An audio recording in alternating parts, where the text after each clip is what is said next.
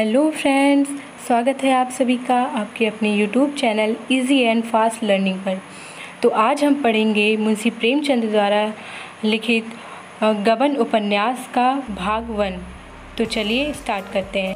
दोस्तों, मैं आपको बता दूं कि गबन मुंशी प्रेमचंद की सबसे प्रसिद्ध उपन्यासों में से एक है।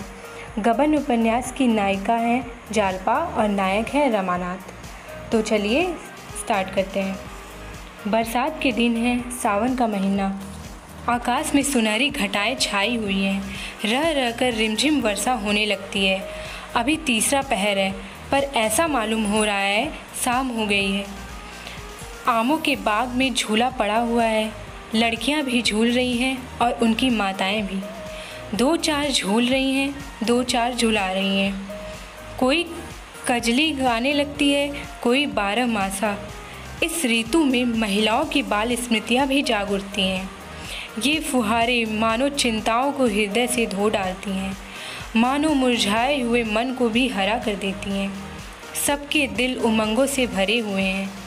घानी साड़ियों ने प्रकृति की हरियाली से नाता जोड़ा है।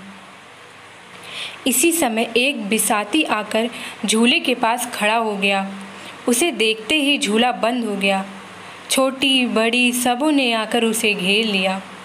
बिसाती ने अपना संदूक खोला और चमकती दमकती चीज़ें निकाल कर दिखाने लगा। कच्चे मोतियों के गहने थे, कच्चे लैस और गोटे, रंगीन मोज़े, खूबसूरत गुड़िया और गुड़ियों के गहने, बच्चों के लट्टू और झुंझुने। किसी ने कोई चीज़ ली, किसी ने कोई चीज़। एक बड़ी बड़ी आँखों वाली बालिका ने वह चीज़ पसंद की जो उन चमकती हुई चीज़ों में सबसे सुंदर थी। वह गिरोजी रंग का एक चंद्रहार था। माँ से बोली, अम्मा, मैं यह हार लूँगी। माँ ने बिसाती से पूछा, बाबा, यह हार कितने का है?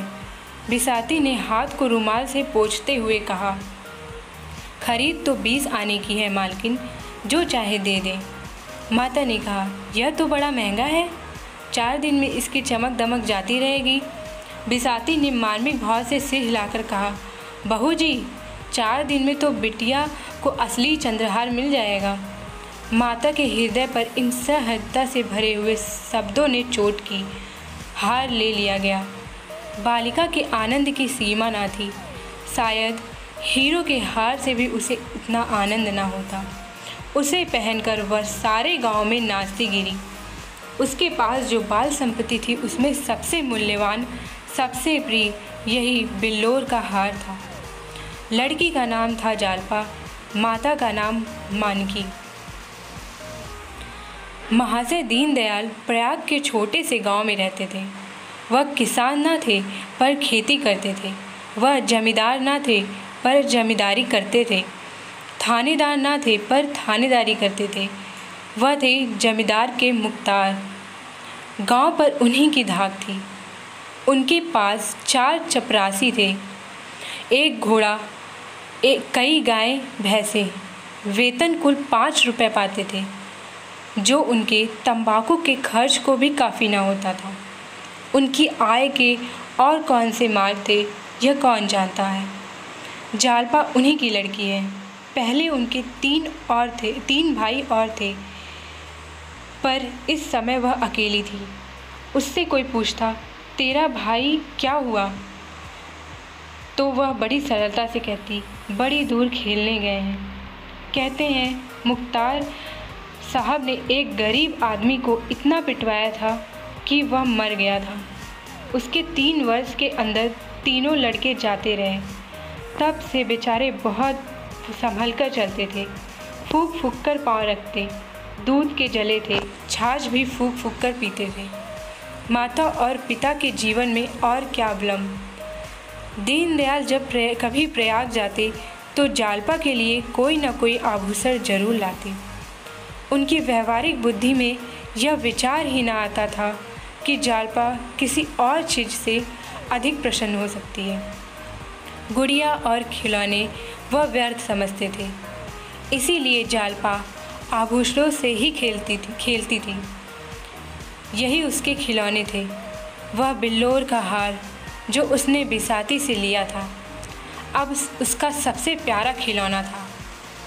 असली हार की अभिलाषा अभी उसके मन में उदय ही नहीं हुई थी। गांव में कोई उत्सव होता या कोई त्यौहार पड़ता तो वह उसी हार को पहनती। कोई दूसरा गहना उसकी आंखों में जचता ही ना था। एक दिन दीनदयाल लौटे तो मानकी के लिए एक चंद्रहार लाए।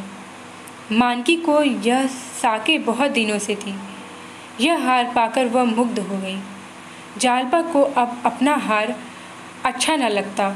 पिता से बोली, बाबूजी, मुझे भी ऐसा ही हार ला दीजिए। दीनदयाल ने मुस्कुराकर कहा, ला दूंगा बेटी। कब ला दीजिएगा? बहुत जल्दी। बाप के शब्दों से जालपा का मन ना भरा।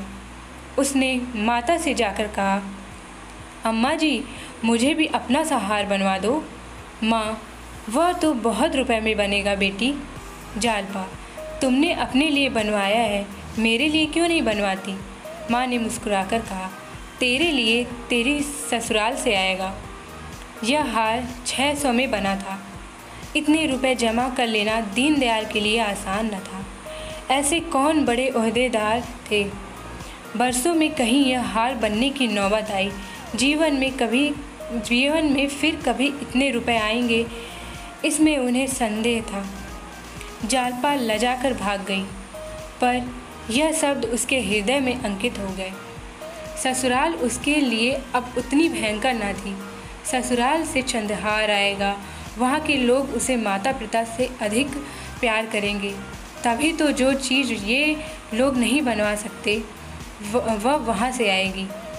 लेकिन ससुराल से ना आए तो उसके सामने 3 लड़कियों के विवाह हो चुके थे। किसी की ससुराल से चंद्रहार ना आया था। कहीं उसकी ससुराल से भी ना आया तो उसने सोचा, तो क्या माताजी अपना हार मुझे दे देंगी? अवश्य दे देंगी। इस तरह हंसते खेलते 7 वर्ष कट गए और वह दिन भी आ गया जब उसकी चिर संचित अभिलाषा पूरी होगी। तो फ्रेंड्स, पहला भाग हमारा यही पूरा होता है।